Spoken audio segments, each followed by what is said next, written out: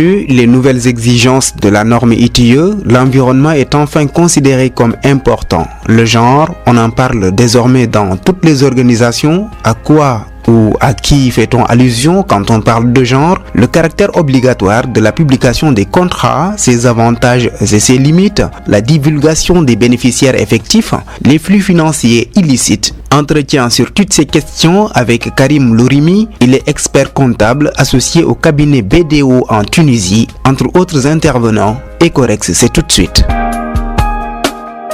Le professeur Awamari Kolsek, président du comité national de l'ITIE, a donné son point de vue sur les nouvelles exigences de la norme. Je vous propose de l'écouter. Quand on parle de la norme, on parle d'exigences, mais on parle aussi de recommandations, d'efforts qu'on pourrait faire dans tel domaine. On parle d'encouragement. Mais sachez que ce sont les exigences qui sont importantes. Nous avons beaucoup appris au plan international comme au niveau des pays et des propositions ont été faites pour introduire de nouvelles exigences. Et il y a beaucoup de progrès qui ont été faits et dans tous les rapports aujourd'hui, vous avez des chiffres très intéressants qui permettent de discuter et d'alimenter le débat public. Nous savons que dans beaucoup d'industries extractives, quand il y a une exploitation, on se retrouve devant des impacts environnementaux qui pourraient poser problème. Une autre norme, c'est le genre. Il est important qu'on puisse voir une partie de la communauté que sont les femmes à tous les niveaux, que ce soit des niveaux de décision comme le comité national. Et si vous regardez bien le comité national, nous avons une très bonne représentation de femmes et cela est important d'équilibrer parce qu'il y a aussi une manière de voir, une manière de réfléchir, une manière de discuter des réalités spécifiques.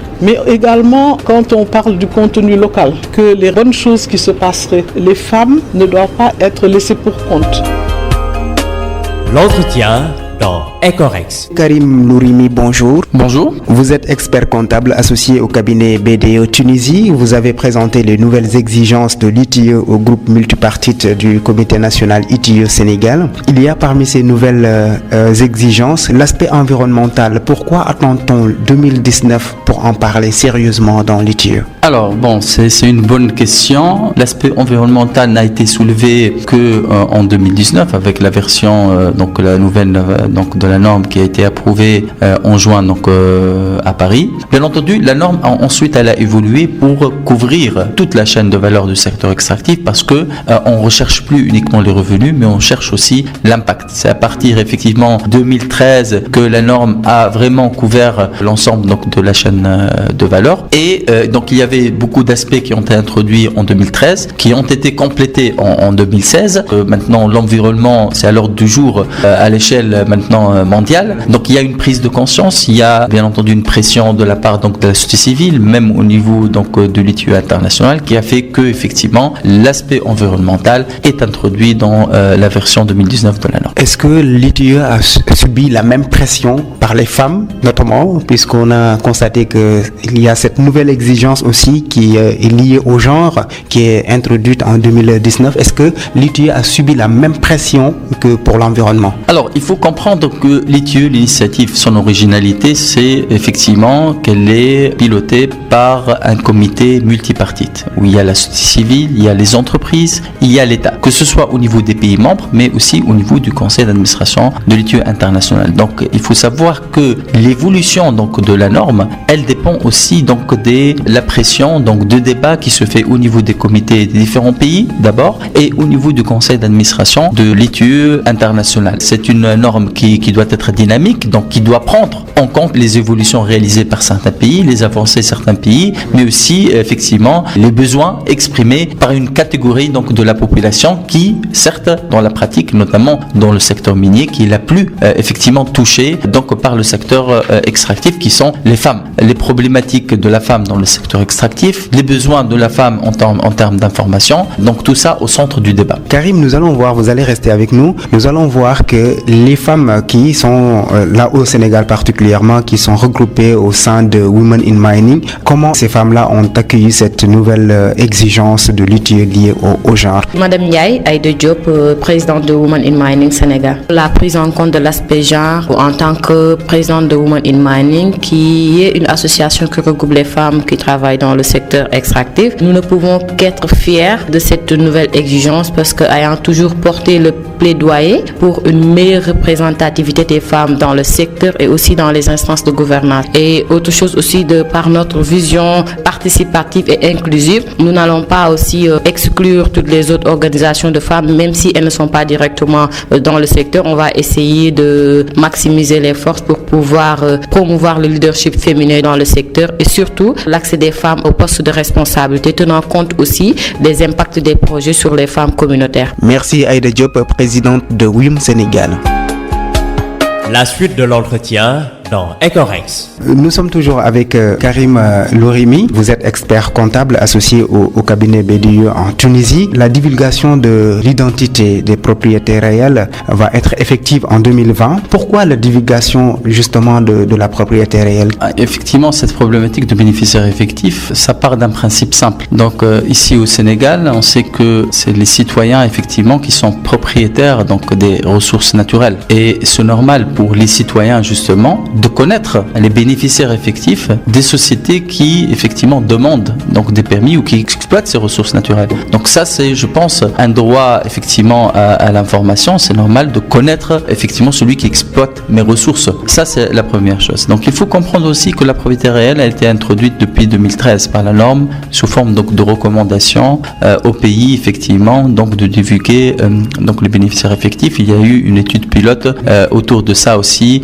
Et il y a eu une étude de faisabilité qui a été faite justement et les contraintes ont été identifiées, les options possibles sont identifiées. Là actuellement il y a un projet de décret qui doit passer effectivement pour approbation qui prévoit justement un cadre juridique pour la déclaration des bénéficiaires effectifs au Sénégal. Quel est le danger d'avoir une personne politiquement exposée comme bénéficiaire réel? Alors il faut savoir quelque chose, que le bénéficiaire effectif c'est pas uniquement les personnes politiquement exposées, d'accord? Un bénéficiaire effectif peut ne pas être une personne politiquement exposée. Alors, avant de répondre à votre question, il faut déjà comprendre pourquoi on déclare le bénéficiaire effectif et quelle est la différence entre bénéficiaire effectif et propriétaire juridique ou actionnaire de la société. C'est quoi la différence? Donc, l'actionnaire de la société, c'est des informations qu'on trouve dans les statuts. Le bénéficiaire effectif, c'est toute personne physique qui détient en dernier ressort le contrôle de la société. Donc, le bénéficiaire effectif, lorsqu'on parle de bénéficiaire effectif, c'est systématiquement une personne physique. Ça ne peut pas être une personne morale. Donc, nous, on cherche les bénéficiaires effectifs pour plusieurs raisons. Alors la première raison, bien entendu, c'est la problématique de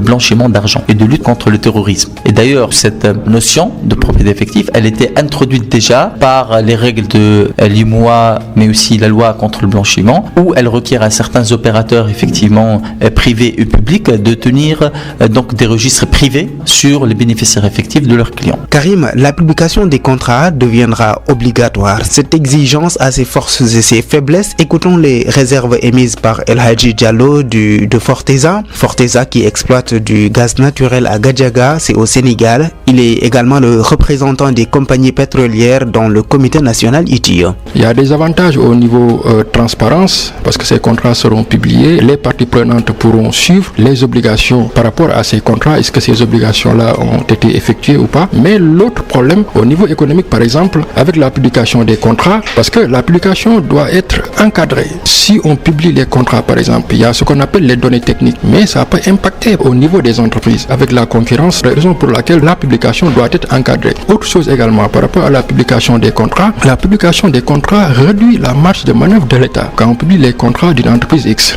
les données économiques sont connues par les concurrents. Une autre entreprise veut négocier un contrat Y, cette entreprise va tout faire pour avoir les mêmes avantages que l'entreprise X. Donc, raison pour laquelle la publication des contrats réduit la marge de manœuvre de l'État lors des prochaines négociations. Merci beaucoup El Hadji Diallo. Karim Lourimi, certains pays ont anticipé en empêchant, à travers leurs textes bien sûr, aux personnes politiquement exposées de détenir des actifs dans les sociétés minières, pétrolières, etc.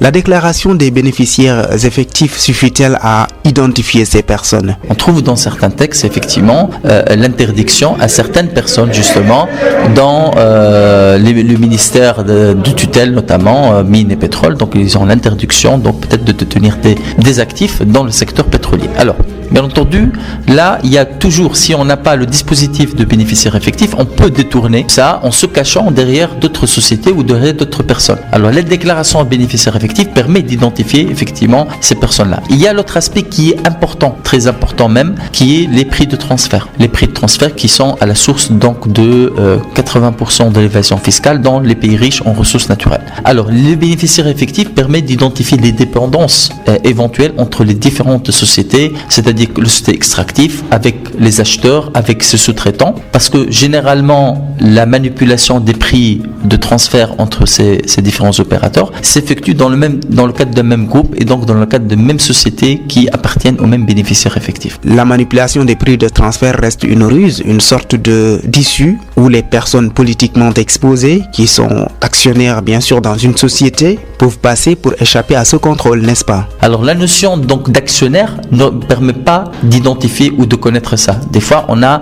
des sociétés qui ont des actionnaires différents, mais en remontant la chaîne, on trouve que c'est le même bénéficiaire effectif. Et donc cela permet d'identifier les zones de risque. Je ne dis pas qu'il y a systématiquement, là où il y a dépendance, une manipulation de prix de transfert, mais du moins pour les autorités fiscales, ça permet donc d'identifier les zones de risque et d'agir en conséquence. Bien entendu, on a les personnes politiquement exposées. Pourquoi? Effectivement, c'est important parce qu'on sait que les personnes politiquement exposées, ils ont toujours la capacité d'influencer les décisions de l'administration, etc. Et donc, on a une zone de risque. C'est pour cette raison que nous, en fait, la réglementation et même la norme demandent à identifier ces personnes politiquement exposées. C'est pas pour dire que c'est interdit. Si c'est pas interdit par la loi, donc ça ne pose pas de problème.